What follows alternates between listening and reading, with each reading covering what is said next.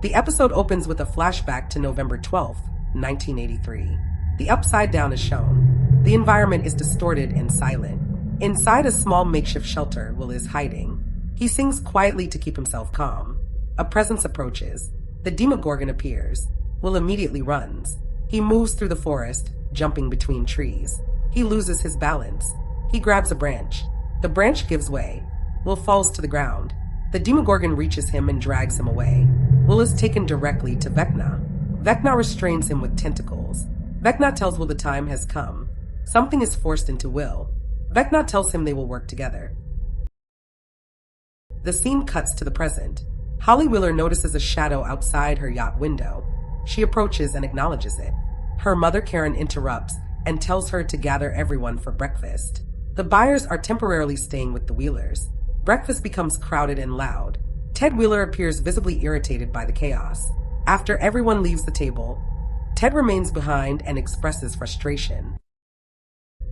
At the radio station, Robin and Steve are hosting a broadcast. Robin discusses the military presence in Hawkins. She mentions the medical exams and the lingering effects of the strange particles. She talks about the massive cracks that opened in the ground. The holes are now covered with large metal plates. Children use the plates as slides, which irritates the military. Robin warns listeners to stay away from the restricted area known as Max Z. She then mentions she has a date with Vicky and dedicates a song. The radio signal begins to fail. Steve becomes concerned and blames Robin's comments. He contacts Dustin to report the issue. Dustin explains that the problem is likely caused by the remote radio unit. He suggests Steve check the manual. At school, Andy confronts Dustin over his Hellfire Club shirt. Andy attempts to tear it. Lucas intervenes and threatens him. Mike and Will arrive and support Dustin.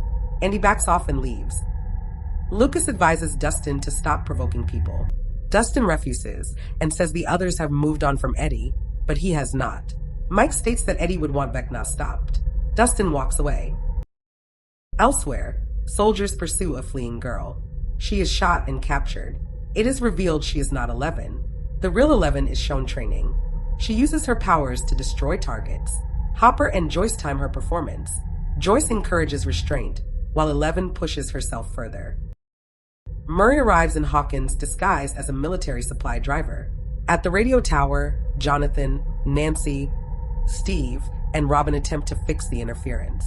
Steve volunteers to climb the antenna. Jonathan also climbs. They race upward and reach the top at the same time. The signal is restored. Murray delivers weapons and supplies, including ammunition and explosives.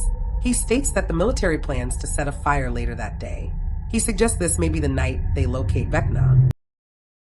Back at school, Dustin sneaks in the room of Snake during recess. In the cafeteria, the group react with confusion and alarm with the unusual behavior of Dustin. Then Dustin suddenly appears. Robin uses the radio broadcast to send a coded message to the group. She gives a specific time and meeting location. Both groups review their plans.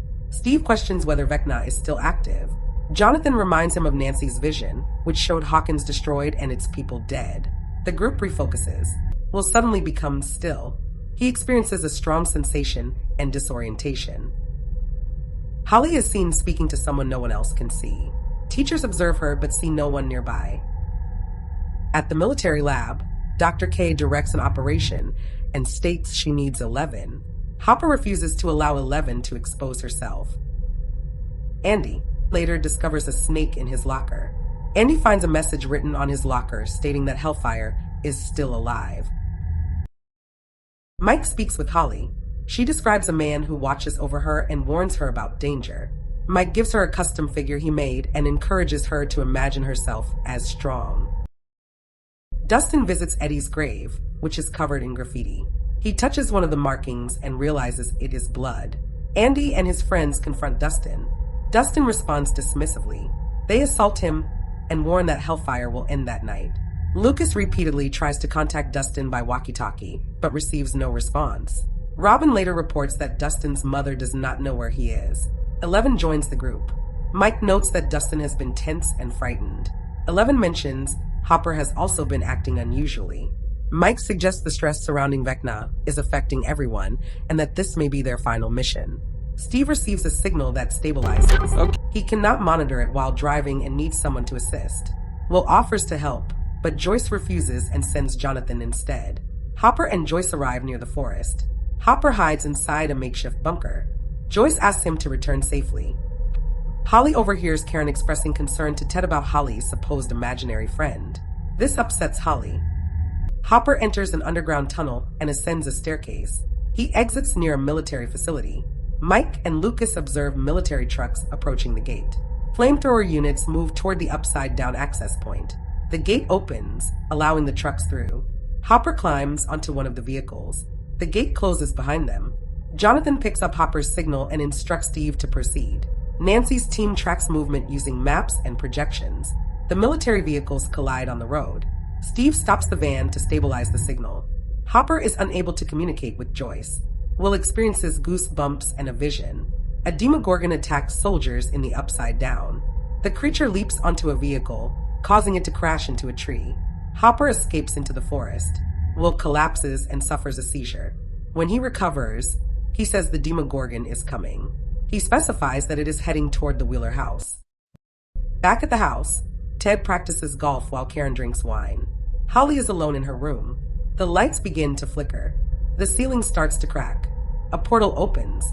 A Demogorgon emerges. The episode ends. The first disappearance sets the pattern. What follows is far worse.